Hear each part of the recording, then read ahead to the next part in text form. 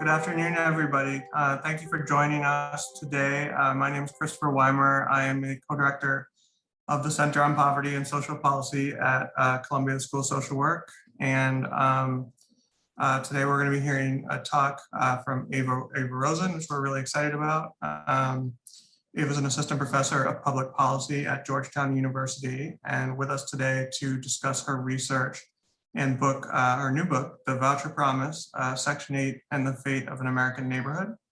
CPSP, we've recently been doing some work on housing vouchers, in particular trying to understand the potential impacts of expansions to housing vouchers. So it's timely to have Eva with us to talk about her book, in which she examines the Housing Choice Voucher Program through the lens of the lived experiences of families in a neighborhood in Baltimore, Maryland.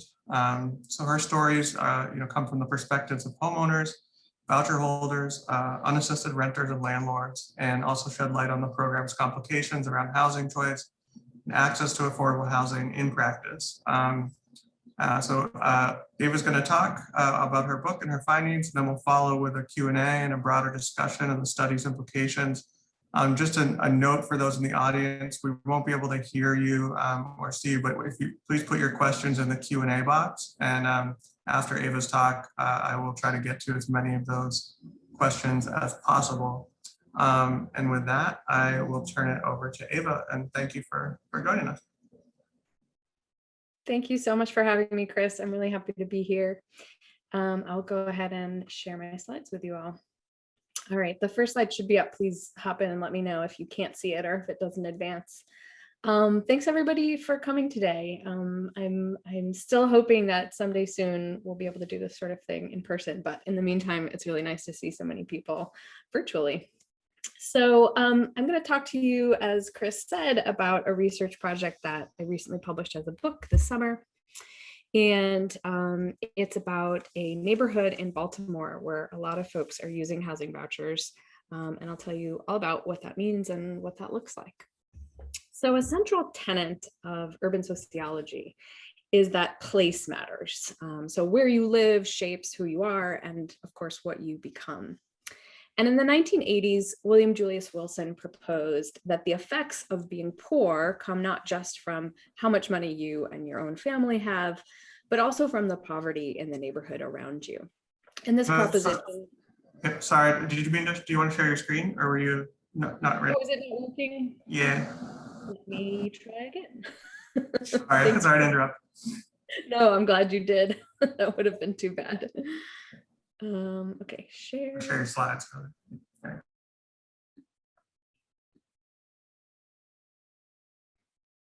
Okay, this is the first slide. You see that with my name on it? Yep.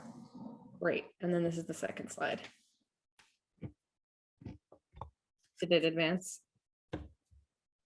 Yes, I'm seeing a picture of the building now, so I think you're good. Okay. Thank you so much. I'm glad you told me.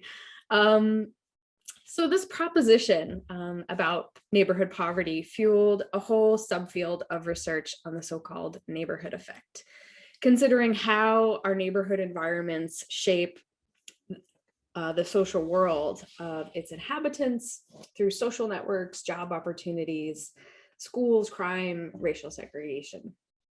But less attention has been paid to a key mechanism through which poverty affects individuals, and that is housing. And in the past 2 decades, there's really been a transformation in housing policy. So I study a neighborhood in Baltimore where poor families have moved in large numbers with a growing form of federal housing assistance, housing vouchers.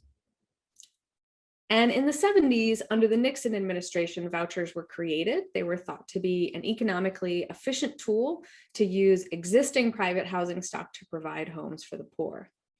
In the 90s, the program was expanded to house the hundreds of thousands of people who were put out when public housing was torn down. And as high-rises were demolished across the country, we really ushered in a new era of federal aid, one that relies on the private market to provide homes for families. And while it's not an official goal of the program, many have come to hope that it can also provide the opportunity for these families to move to new neighborhoods. While the program has been shown to be a really key anti-poverty tool, it's been less successful at helping families achieve that second goal of mobility. So the book I'll tell you about today is what I call an ethnography of a policy. It explores housing vouchers, what they were originally meant to do, what policymakers have come to hope they can do, and then what they actually do and don't do. And with this research, I'm really trying to bring the physical nature of housing, the markets that govern it, as well as the social relationships to which housing structures give rise back into the study of neighborhoods. We are embedded not just in our neighborhoods, but also in our homes. And the role of landlords, as I'll talk about in the lives of poor Americans, remains largely understudied. In this way, housing conditions are not just an outcome of poverty, but also a cause. Now, I want to set up this story about vouchers with just a little bit of context. So when we think about the history of housing policy, we can think about three eras in which it has unfolded. And the first is the tenement slums in cities like New York and Chicago, where immigrants settled, and later Black migrants from the South during the Great Migration. In the 30s, urban renewal raised the slums and public housing was created. High rises were built across the country, intended to literally lift the poor out of poverty by providing safe, clean homes with modern amenities like running water and elevators. In the second era, buildings like Cabrini Green, you may be familiar with in Chicago, or Lafayette Courts in Baltimore, shown here on the left, they were meant to alleviate slum poverty, but they ended up helping to concentrate it in neighborhoods that were racially segregated with high crime and few resources. So many of these buildings were meant for both Blacks and whites, but in cities across America, white families soon moved out while Black families were stuck with few other options. And in other cases, the buildings were explicitly segregated by race. This is what Arnold Hirsch, of course, famously called the second ghetto, implicating federal housing policies as complicit in the perpetuation of racial segregation and inequality. Wilson's seminal work, The Truly Disadvantaged, documented macroeconomic changes that gave birth to a new urban underclass. As manufacturing left the inner city, he showed, so too did the jobs in the middle class, creating a new sort of geographic and social isolation, more concentrated than ever before, with really profound effects for social networks, jobs, and educational attainment. From redlining and racial covenants to separate and unequal public housing rosters, discrimination in housing practices persisted throughout this era, even well after some forms were outlawed in the Fair Housing Act and in the courts. These formal and informal practices played a pivotal role in sorting people across the urban landscape by race. Furthermore, several prominent lawsuits found the location of public housing to contribute to racial segregation in violation of the Fair Housing Act. In the 90s, these lawsuits, which were bolstered by theories of concentrated poverty and social isolation, set the stage for a huge overhaul of federal housing policy. In the following years, we witnessed the dismantling of an entire system of housing the poor. The Secretary of HUD proposed reforms that would, in his words, end public housing as we know it. And over the past 3 decades, blighted public housing has been downsized and demolished across the country. Of course, public housing still exists, but there's really been a huge shift in how housing assistance is administered overall and in what direction we're moving in. In its wake, we're entering sort of a third housing regime, one where high-rise demolition and a transition to housing the poor in the private market have become cornerstones of the government's quest to fight concentrated poverty. So by the late 90s, vouchers became the largest housing assistance program in the country, serving 2.2 million households. How do vouchers work? Well, the voucher subsidizes the cost of a unit in the private market, allowing families to access homes they wouldn't otherwise be able to afford. So families pay about 30% of their income in rent, the government pays the rest directly to a landlord who has to pass an inspection. And payment standards are based on fair market rent ceilings, fair market rent, which in Baltimore is around $1,300 for a 2-bedroom. Anyone earning under a certain income threshold is eligible. But importantly, only about 1 in 4, or by some estimates, 1 in 5 families who qualify actually receive housing assistance. So in Baltimore, for example, the waiting list is longer than the list of people who actually receive aid. And it's so long that for many years it's been closed. Nationwide, 45% of housing voucher holders are Black. In Baltimore, 94% are Black. And in 1998, the Section 8 program was renamed the Housing Choice Voucher Program, really in an effort to reflect the importance of promoting geographic opportunity through residential choice. And I'll come back to this point in a few minutes. Now, housing vouchers are hoped to create opportunities for poor families to move out of distressed neighborhoods into homes of their choosing, neighborhoods that might be safer with better schools, more jobs. But the big question, of course, is, do they?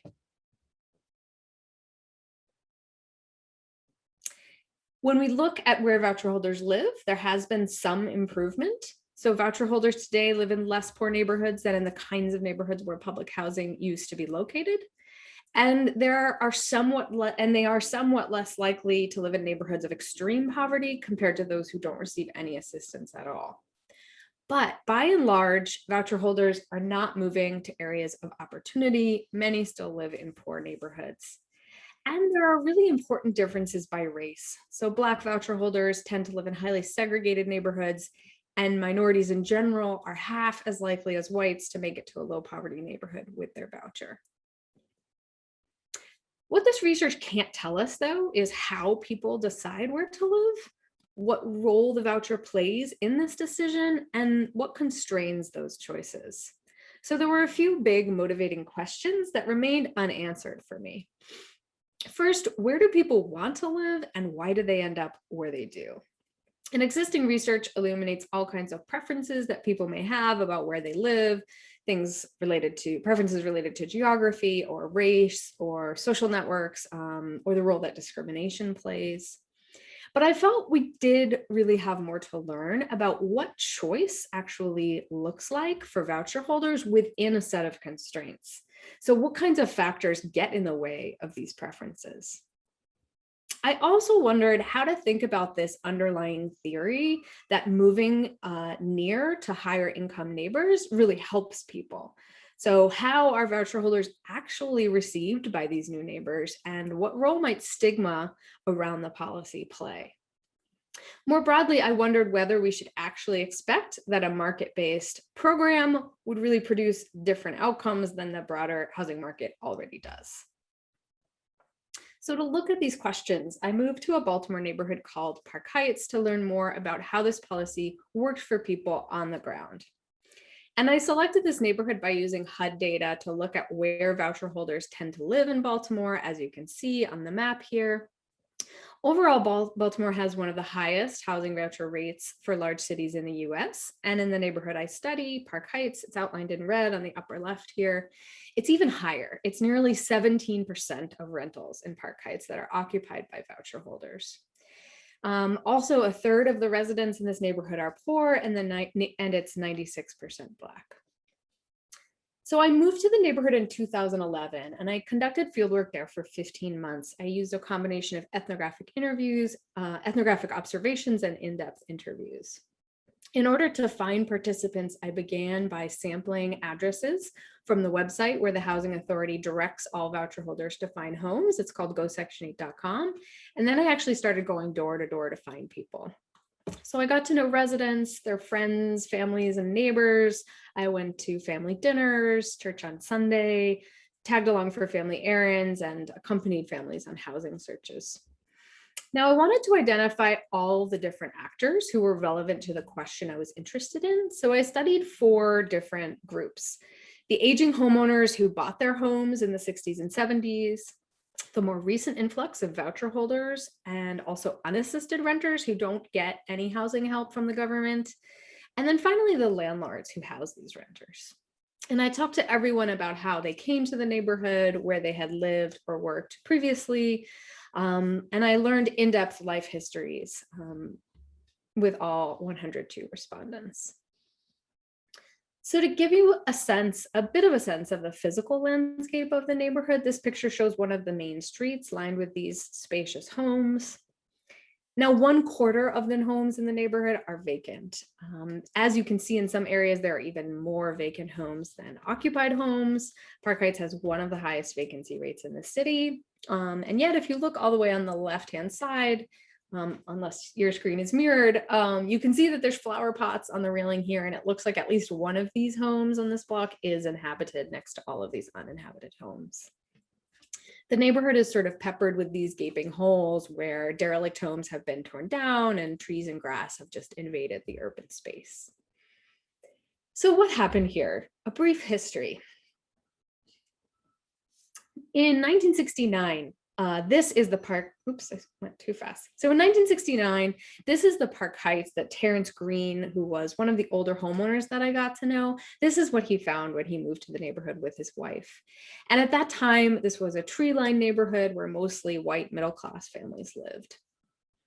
Due to a long history of racial covenants and redlining, African-American families in Baltimore, as elsewhere, were not allowed to move just anywhere in the city.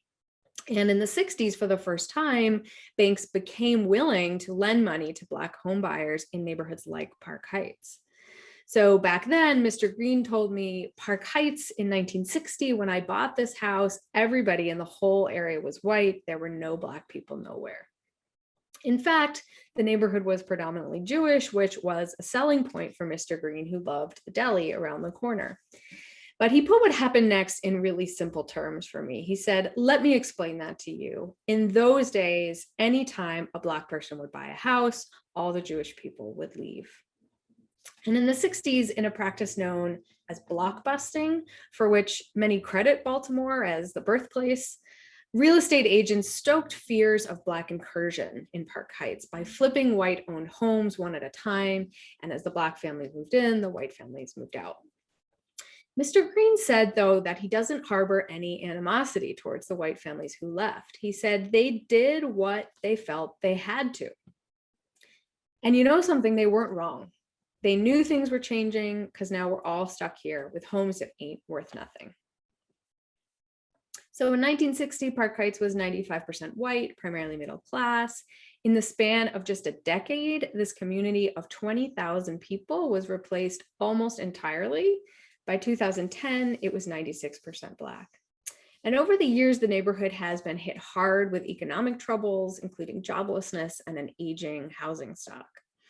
Park Heights now has one of the higher violent crime rates in Baltimore, and it's known as the heroin capital of the city. So let me tell you a little bit about what I found. In the first few chapters of the book, I examine what the Housing Voucher Program is meant to do, both officially and unofficially, and how these goals actually play out on the ground for voucher recipients. So on the one hand, vouchers are meant to provide stable housing, and research shows that they do this quite well. The program improves housing affordability, it reduces homelessness, and it alleviates overcrowding. In chapter 2, I tell the stories of the folks who don't receive any housing assistance, and it's really quite clear how much worse off they are than the people who do. So one of the people in the book, Destiny Stevens, she lives in a room for rent, which means she shares the room with her husband and 2 children. She carries her own roll of toilet paper to the bathroom that she shares with the 3 other adults besides her husband who live in the house. And she's been on the voucher waiting list for several years. Also, Tina Jackson, who moved to Park Heights with her 13-year-old daughter when she lost her home in East Baltimore because she couldn't afford to repair the roof. Now they share a 2-bedroom apartment, but the complex they live in is dangerous and Tina is afraid to go outside. She's been on the Section 8 wait list also for years. In chapter 3, I tell the stories of several people who did receive a housing voucher and the ways in which it really changed their lives for the better. So people describe this moment like winning the lottery, which of course in a way it is because the voucher system is run with a lottery. Vivian Warner, for example, was able to move off her sister's couch and regain custody of her twin boys. Tony Young was a 55-year-old man with HIV. He was able to move out from under the bridge where he had been sleeping into a 1-bedroom apartment with heat and electricity. And with the stability, he was able to take his meds more regularly and get in better health. Joanne Jones was a mother of two. She was able to start shopping at the natural food store where she could buy fresh fruits and vegetables for her kids. However, many policymakers, of course, have also come to hold a secondary hope for the program, that it provide choice and get people to new neighborhoods to create mobility. And it's not doing so well on the second one, as we saw earlier with some of the quantitative research. So in chapter 4, I tell a story from my fieldwork that helps illustrate this. One of the women I met in Park Heights, Edie Baxter, is in her 50s. She was born in public housing in the flag homes, and she moved out when she was a teen, bouncing around to a lot of different homes, many of them poor quality, many of them in dangerous neighborhoods. She got on the Section 8 waitlist when she was pregnant with her first daughter. By the time she received her voucher, her daughter was 8 years old.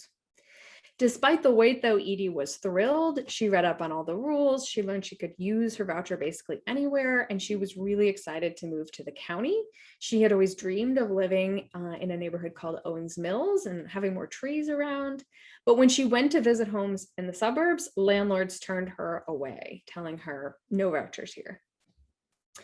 The voucher nevertheless changed her life, offering her stability, a better quality house. She's free from worrying about where she and her daughter will sleep. But in the end, she didn't have a ton of say in where she ended up. In the next part of the book, I start to look at why people don't have as much choice as we would hope. And of course, previous research has looked at the role of limited affordable housing, the geography of housing supply, right? While other research has focused on residential preferences and information, positing that people end up in the segregated neighborhoods they do because of their own preferences. But what I found is that there was a missing piece here, an actor who affects residential decisions on this really simple and fundamental level related to both supply and demand. And that is landlords. Landlords are an important piece of this puzzle. While research has demonstrated how landlords play a role in selecting tenants out through eviction, we really still know little about the role that landlords play selecting tenants in, how they make decisions about desirable tenant characteristics, and the role that they play in sorting renters into neighborhoods across the city. So what I quickly realized was that I really couldn't tell this story about voucher holders without telling the story of their landlords. And chapter 5 opens with an anecdote about David, who is a landlord who stands outside the Baltimore Housing Voucher office to recruit tenants on their way out the door. So on any given day of the week, you can find landlords like David waiting here, offering to drive tenants up to vacant units, offering incentives like customizing the paint color of the interior or waiving the security deposit, even offering move-in cash bonuses to voucher tenants. Now, they do this because voucher tenants are so desirable in this neighborhood. In disadvantaged areas like Park Heights, finding and attracting tenants who are able to pay their rent reliably is no easy task. A basic fact for landlords in Baltimore is that many low-income renters simply cannot afford to pay. This provides an incentive for landlords to entice voucher holders to these units, since a big chunk of their rent is paid by the housing authority. So Oscar, one of my landlords, explained this. He says, everybody prefers Section 8. It's tough times now. If the tenant doesn't pay the mortgage, you have to. Section 8 ensures that you're going to get your money. So by assuring reliable rent, this program appeals to a certain segment of landlords who have now oriented their businesses towards attracting and retaining voucher holders. They also do it because they sometimes get a premium above market rate. In a neighborhood like Park Heights, landlords report that they can get several $100s more from a voucher than they could from a market tenant. This set of practices, waiting outside the office, offering move-in bonuses, falls into a category of targeting tactics that landlords use to entice tenants to their properties in neighborhoods like Park Heights, where they have trouble attracting tenants who can pay reliably. This results in a sort of predatory inclusion, where voucher holders are not making full choices about where to live, but rather they're being lured into some less than ideal neighborhoods where they probably wouldn't otherwise end up. At the same time, though, outside of Park Heights, there is exclusion from more affluent neighborhoods. So in other neighborhoods in Baltimore, the program is highly stigmatized and landlords frequently discriminate against voucher tenants. Some landlords are outright racist and others know that their tenants are, and they worry about upsetting the neighbors by putting a voucher tenant in a particular property. Now, most cities and states don't have adequate legal protections for voucher holders. There is, of course, no national source of income protection law that would prevent a landlord from discriminating against a voucher holder in the way that race, gender, and religious background are protected classes. At the time I did this research, there was no such law in Baltimore, so landlords were full within their rights to reject a voucher tenant based solely on the fact that they were paying with a voucher. Maryland now does have a source of income protection law, and I'll talk more about what that means when I get to the end to talk about policy. So because landlords' motives are aligned with their bottom line, not necessarily with the greater good, this is why we see this dual trend of predatory inclusion on the one hand, and then exclusion on the other hand, contributing to patterns of segregation by race and income. And due to all this, right, the lack of legal protections for voucher holders, the persistence of racial discrimination, and the role that landlords play, I think it's fair to say that choice among voucher holders remains largely a fiction. The potential is there, but it's mostly unrealized. This points to a real failure of the system to provide choices to tenants unless we were to implement additional programming to make that possible. Chapter 6 is about the neighborhood into which voucher holders are moving and how they're received by existing residents. So one of the ideas used to justify the transition to the voucher program is the idea that neighborhoods matter for life outcomes. So in contrast to public housing, where folks had no choice but to live in neighborhoods with few resources, again, policymakers have come to hope that voucher holders might be able to access new neighborhoods, and especially to access new neighbors, people who might connect them to jobs and resources. This is, of course, what we call social capital, the set of tools and information that your social networks can impart to you. And given Park Heights' history as a large homeowning community, we might expect that existing residents have lots of resources to impart to newcomers, perhaps with less of the racial animosity than we would expect in white neighborhoods. But I didn't find this to be the case. When I looked at the neighborhood receiving context, right, the social dynamics between old-timers and newcomers, the way in which the voucher is stigmatized, I found that homeowners weren't letting voucher holders into their social networks, they were actively excluding them. So mere proximity to social capital wasn't enough. Park Heights is a neighborhood that's quite fragile in and of itself. The homeowners who moved there were themselves victims of predatory housing schemes, redlining, blockbusting, and now they're quite protective of what little they have left, and they perceive voucher holders to be a threat to their home values. What's more, community organizations don't especially help to bridge this divide. So while there are a number of organizations in the neighborhood, improvement associations, healthcare groups, community groups, they tend to serve homeowners and renters separately, really reifying differences instead of bringing people together. And one example of this was when I brought one of the renters, Sue. She wanted to come to the community meeting that I went to every month. And she was really excited. She didn't even know there was a community meeting in the neighborhood. And when we got there, she sort of turned to me and said, you know, this is really for middle-class folk. And I think what she meant by that is this is for homeowners. And she was right, especially that day. The topics of conversation were how to weatherproof your home, right? How to like get insulation under the door and fix the windows, how to install security cameras to prevent break-ins. And these are things that homeowners are doing, but folks who are renting their homes, right, they're not going to be spending money on security cameras. They're not going to be weatherproofing their homes. So she was right that this community group really wasn't designed for everyone. So lastly, I'll tell you about something that I think is a really key feature of vouchers. And it's something that I definitely wouldn't have learned about or understood clearly had I not really spent a lot of time in this neighborhood getting to know people and sort of seeing how things unfolded on the ground. So one of the women I got to know, Vivian, she moved to Park Heights with her voucher. And with the stable home that the voucher provided, she was able to regain custody of her twin boys. Vivian really liked the neighborhood, or she said she liked it at first. When I first met her, she said she felt safe there, especially compared to some of the other places she had spent the night when she was homeless, for example.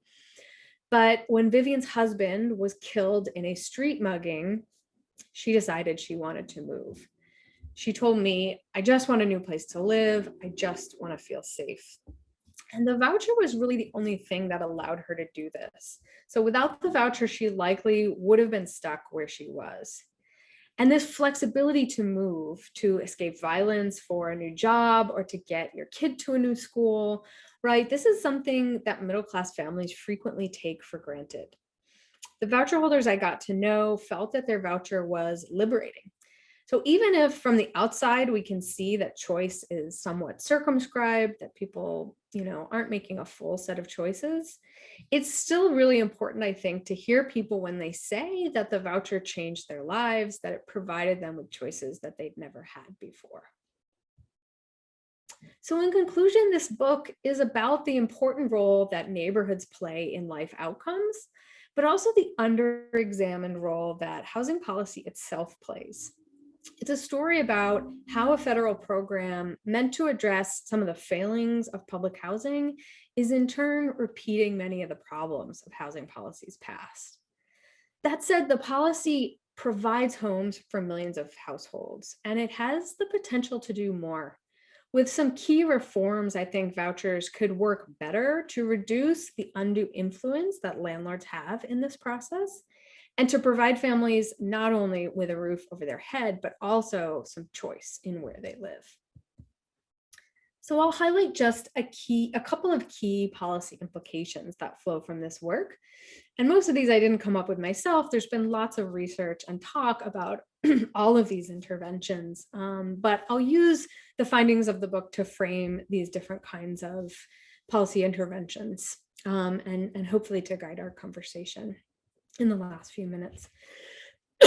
So first, I want to say, to use an expression I don't love, let's not throw the baby out with the bathwater, right? Vouchers do tremendous work to keep people stably housed, and the program should be expanded to everyone who needs it. This is something Biden has proposed in his housing program, his housing plan, that he published before he was elected. He has recently announced an additional 200,000 vouchers.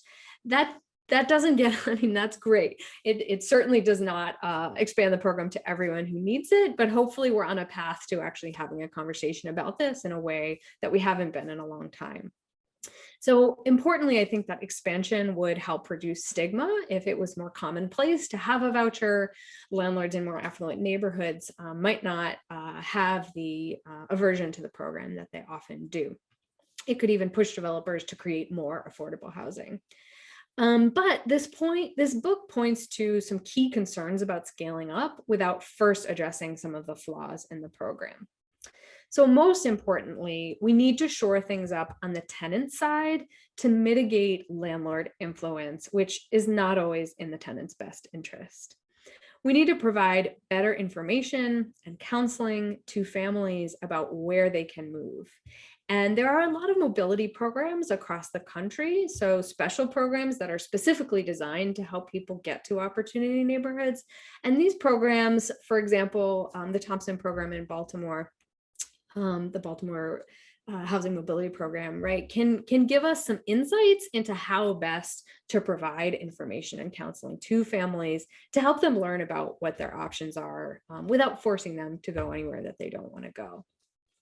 Additionally, things like security deposit assistance or transportation assistance for housing searches, these are really important because they reduce the power of landlords to influence tenant decisions by giving tenants the resources that they need to really do a full search, to take the time that they need to find the home that best meets their needs. There are also several policy-wide changes that I think could and should be made. So for one, extending the period of time in which voucher holders have to use their voucher would mean that families who don't find a home wouldn't be at risk of losing their voucher. And the last time we had data on voucher success rates was 2001, so it's quite some time ago. But that HUD study showed that in tight housing markets, somewhere between a quarter and a third of all housing voucher recipients are unable to use their voucher in the time allotted and have to return it to the housing authority. So that's really a sign that something's not working right.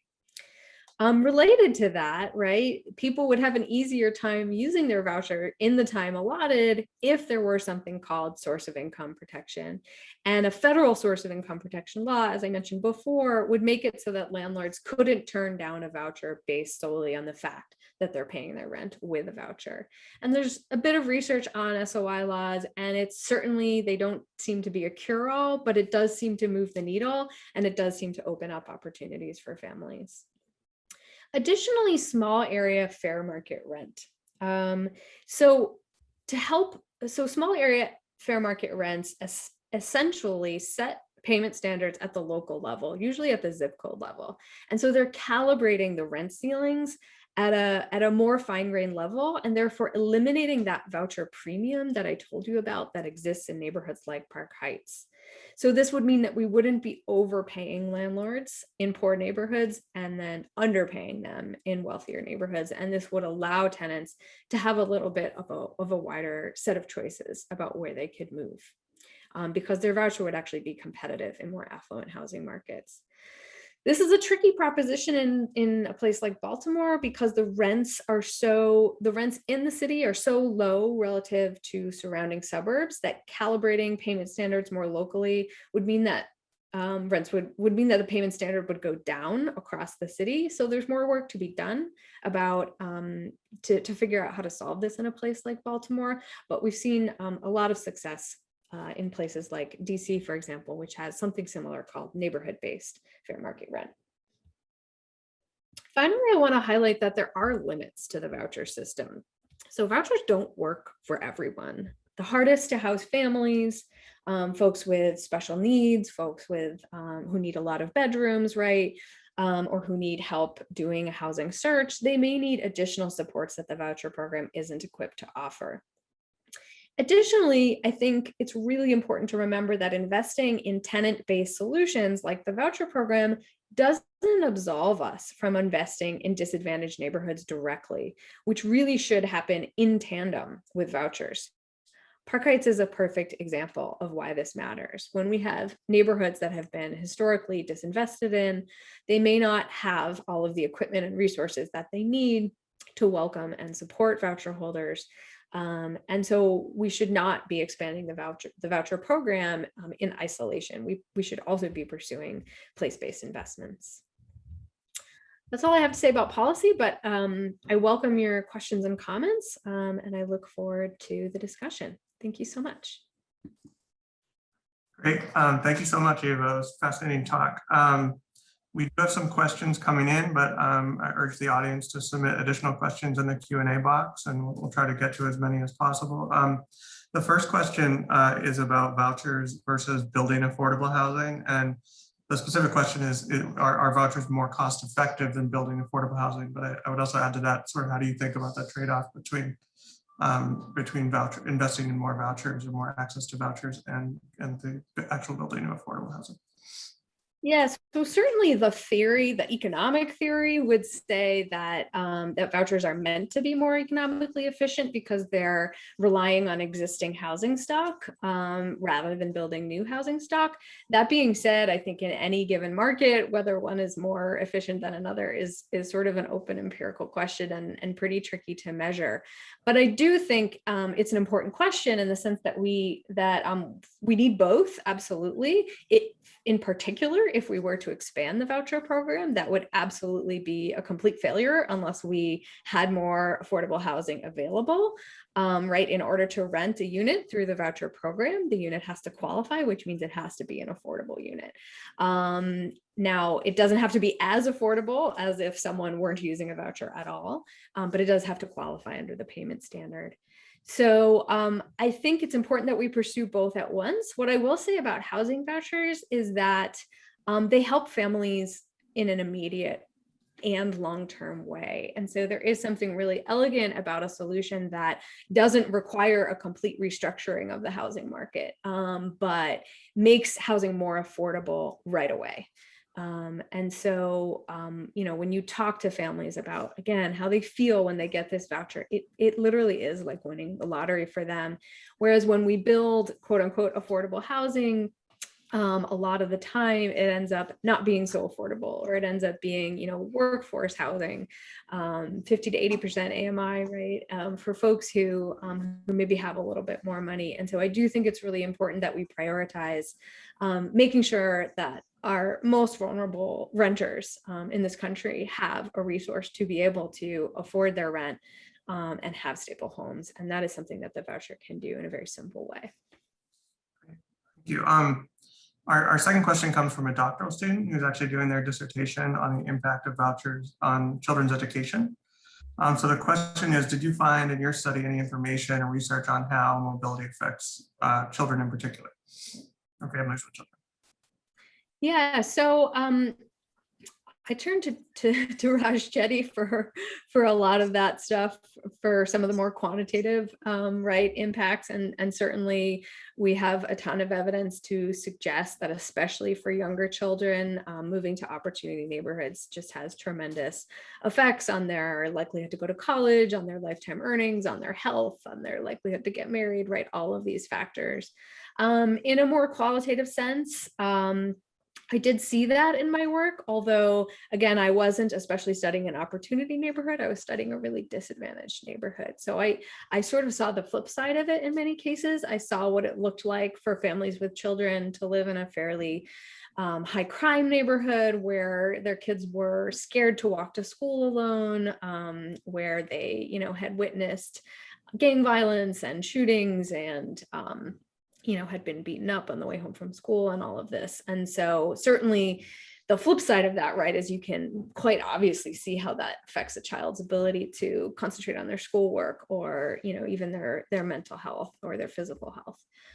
So in my own work, I probably saw the more negative side of this, but certainly there's lots of research out there that this person is probably familiar with.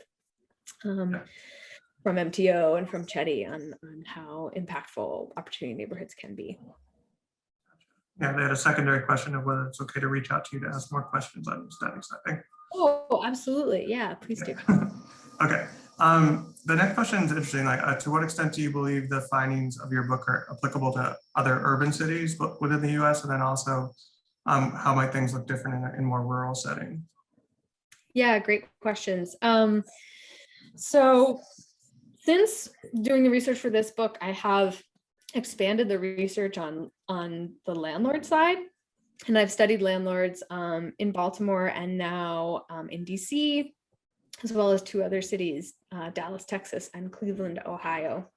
And so I have a little bit of a sense of how the voucher market works differently in these different places. And I will say Baltimore is on one end of the extreme, in the sense that you could put Cleveland close to it, right?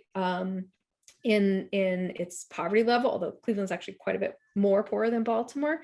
But what happens in places where the voucher program, that are very high poverty, is that the voucher program becomes an alternative for a landlord who's worried about being able to collect the rent on time. The voucher program offers that rent reliably, and so it can become attractive in those areas. The difference between Baltimore and Cleveland, though, is that because Baltimore is a very poor area surrounded by a very wealthy area, right? Some of the counties in Maryland are some of the richest counties in the country. The payment standards, because they're set regionally, are really inflated relative to the actual rents within Baltimore City. So what that means is that landlords, again, are earning this premium, and it makes them interested and willing to rent to the voucher program where they might not otherwise be. In Cleveland, it's a poor city surrounded by a poor surrounding area. And so the payment standards aren't high enough to necessarily make it in the landlord's interest to really want to participate in a major way. And so you do see a lot of reticence from landlords in a city like Cleveland. And then if you take DC or Dallas as an example, it really depends on the neighborhood. And both of those areas have locally set small area FMR type programs. And so you see that has helped. It has helped landlords who might not otherwise think that they could get enough money from the voucher program to want to rent the voucher program. But you still see some stigma and some discrimination against vouchers in that area. So I would say that what's unique about Baltimore is this particular incentive that landlords have to rent through the program. But you'll see that in any city, right, within particular neighborhoods. So you can sort of take Baltimore as a whole almost and see examples of it in other cities, but only in certain neighborhoods. So I think that it can tell us a lot about what's going on in other places, but we need to think really carefully about the context in which landlords are renting. And the big question for the landlord that you would want to ask in any city, in any neighborhood is, if the landlord were not to rent to this voucher tenant, who would they be renting to? And would that tenant be better or worse, in their opinion, than this voucher tenant? And once you put yourself in that mindset, I think you can sort of figure out whether or not the landlord would be interested in renting through the program, because it all depends on what their alternative is. So in Baltimore, you see this extreme case, and in neighborhoods like Park Heights especially, where landlords are really trying to recruit voucher holders. But as soon as that counterfactual tenant, right, that tenant that the landlord would otherwise rent to becomes someone more desirable than the voucher holder, then you're going to see that the program becomes stigmatized and that you're going to see high denial rates for voucher holders. Now, in rural settings, I mean, that's a really interesting question. There has not been a ton of research on it. Rural settings tend to have much smaller voucher programs. And so I would expect that the dynamics could be entirely different, so different that I don't even know that I'm equipped to speculate on it, but would be interesting to look at that in the areas, in the rural areas that did have vouchers, how things look different. Thank you. The next question is about, did you see different experiences across the county in how vouchers holders having positive experiences versus negative experiences with the voucher? Like, what were the key determinants of when an experience was like largely positive versus when it was less so? Yeah. And this really is related to the landlord's approach, right? And that is going to all depend on where voucher holders are looking. So when voucher holders try to rent in predominantly white, more affluent neighborhoods, and Edie is a great example of this, right? She really wanted to move to the suburbs. They may have trouble. And in theory, right, since SOI was passed in Maryland, they should have less trouble than they did before. But I think in practice, things may not be too different. And this has a lot to do with race. I mentioned that the voucher program in the Baltimore area is 94% Black. And what that means is that voucher status and race sort of become conflated, right? And so in an all-white neighborhood, when a voucher holder wants to come in, whether or not the landlord has met that tenant and knows their race, they're going to assume that it's a Black tenant. And so whatever racism may come into play in their decision is going to enter into that decision-making process as to whether or not to rent to the voucher holder. So, and then I think, again, the opposite is going to be true in a more disadvantaged neighborhood of color. The landlord might say, well, that's fine. That fits in well with the neighborhood here, and that guarantees me my rent. And so I'm willing to go through this extra bureaucratic hassle of setting this whole thing up with the housing authority because it means that I'm going to get my rent on time. And like I said, I might even get a couple $100s more a month than I would otherwise get. So that's what really determines, I think, what the experience looks like in different kinds of neighborhoods across the region. So the next question is about the politics of all this right now. And so just to read the question, there's strong opposition from Republicans in Congress in advancing Biden's agenda, the American Jobs Plan, with proposals to invest more in housing as infrastructure. So in your opinion, what can individuals, tell members of Congress to make sure that expansion of housing, the housing voucher or rental systems really is done in an equitable way? As a follow-up, is there any special advice you you'd offer for Yeah, the politics of this are tricky, and I will say I'm grateful to finally be in a period where instead of kind of being on our back foot and having to fight for the existence of the voucher program at all, which is the world we were in for the last 4 years, at least now we're having a conversation that's very different, right? It's not about the program itself being under threat. It's a question of how big should the program be and what can we do to make it more equitable. And I just want to remark, as someone who studied this for a while, that's an amazing place to be. But it doesn't mean we've solved the problem. I think one argument that can be compelling to more conservative folks is that the voucher program helps landlords. It especially helps smaller landlords who, when a tenant can't pay their rent, right, a smaller landlord is going to be really underwater. They're going to be under threat of losing their property and not being able to pay their mortgage. And so I think if we take sort of a bird's eye view, and I think we can probably all agree, conservatives and people on the left together, that when we look at our housing market, we don't have enough affordable housing.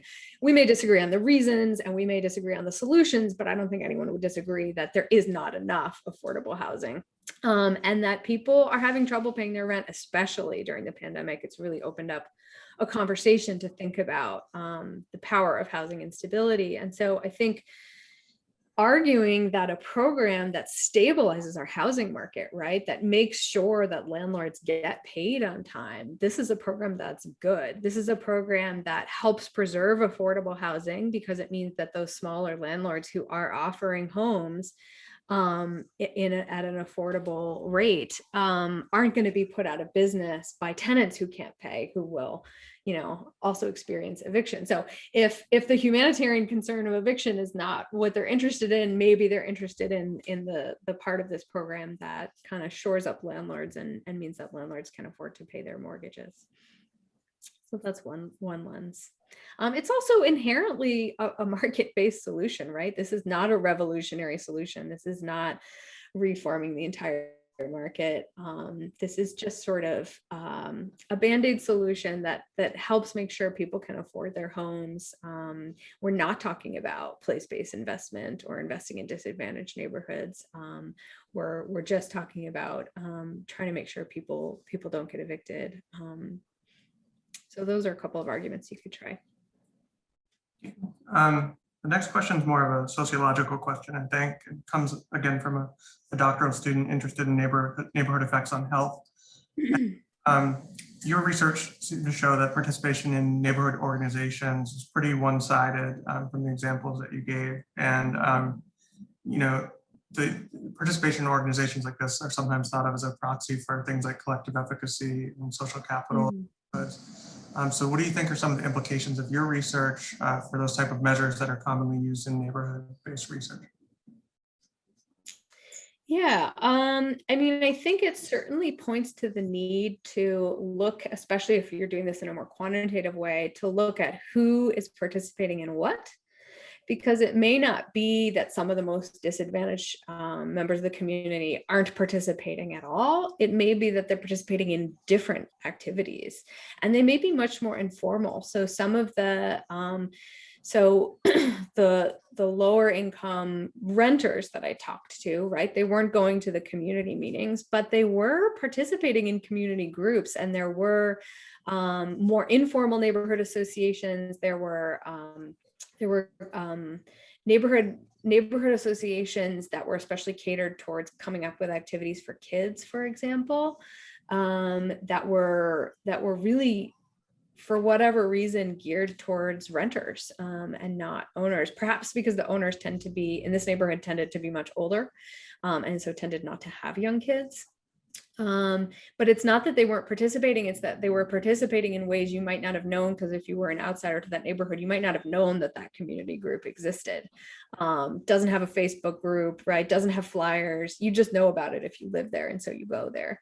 Or like storefront churches, right, that people would go to every single week. But if you Googled and said, like, what churches exist in this neighborhood, you wouldn't necessarily come up with this storefront church. And so I think when we think about trying to measure collective efficacy and social capital, we need to sort of think about the fact that there may be a lot of organizing and participation going on sort of below the official level, in ways that you can't see unless you're really on the ground watching people figuring out what they're doing. So that's one, in terms of measurement. We may be missing some of the activity that's going on. And two, sort of the point that I already made, which is that this is more of a policy point, like when we invest in neighborhoods and try to promote different kinds of social organization, we should do it in ways that bring people together rather than bringing them apart. So sure, it's good to have a workshop on weatherproofing your home, but mix that up with resources and information that everyone needs, right? Everyone needs information about health. Everyone, and I was going to say everyone has kids in this neighborhood, maybe not so much, but everyone needs, right, to grocery shop. Everyone needs a farmer's market, right? Can we come up with resources and events that are inclusive of everyone, instead of just sort of geared towards one population or another? Gotcha. And so I think we have time for one more question. I think I'll make this the final question, which also happens to be the final question in the Q&A. So the last question is, in a highly competitive housing market like New York City's, for example, where landlords don't necessarily need to take vouchers in order to be able to rent, do you think there should be landlord incentives to rent to voucher holders or to make repairs to meet Section 8 inspection requirements? And I might broaden that a little too, to the more opportunity-rich neighborhoods and cities that may not be as competitive housing-wise as New York City. But this idea of incentives for landlords. And certainly New York is sort of on the opposite end of the spectrum in so many ways from a place like Baltimore, and the city that I've studied that looks more like New York would be Washington, D.C. Yeah, I think incentives can help. I think at the very least, we need to be using small area FMR to make sure that the voucher rents are competitive, so that a landlord isn't having to accept less rent from a voucher tenant than from a market tenant, because it's immediately obvious why a landlord would even consider breaking the law, right, if it meant that they're going to receive less money. But there have been other kinds of proposals, like sort of damage insurance that we might offer to landlords, not because I think that Section 8 tenants are more likely to create damage, but because landlords do. And if we can offer them this to give them peace of mind, then maybe they would be less likely to break the law.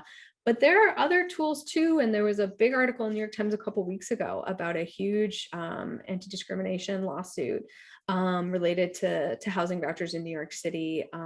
We need to enforce source of income protection. In places where we have it, we need to enforce it, and we need to go after landlords who are breaking the law. But I do think incentives are another option. It gets sort of morally tricky to weigh the money in this way. Like, do we use any extra money we have to incentivize landlords to participate, or do we use it to help more people who need housing voucher help? And that's a tough trade-off, because we really need both, right? We need to fund more housing vouchers, but we also need to make sure that landlords are participating. So I would say thinking about that balance is definitely really, really important. Thank you, Eva, for the great talk. I think we all learned a lot. I had actually just bought your book a couple of weeks before we organized the talk, so now I have a good, cheat sheet for when I read it. And so, Wonderful. yeah, just once again, thank you, and right on time. And hope everyone has a great rest of the day. Thank you all for coming. This was really fun. Have a great day.